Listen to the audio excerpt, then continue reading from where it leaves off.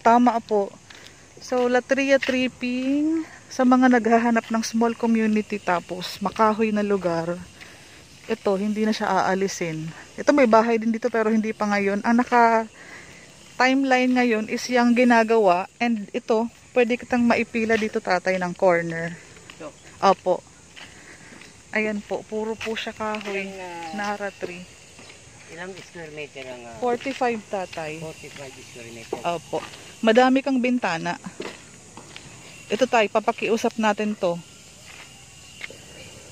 Ito. Opo. Model house, tingnan natin yung model house. At maingat. Opo. Pupunta tayo sa opisina para makita po ninyo ang mapa.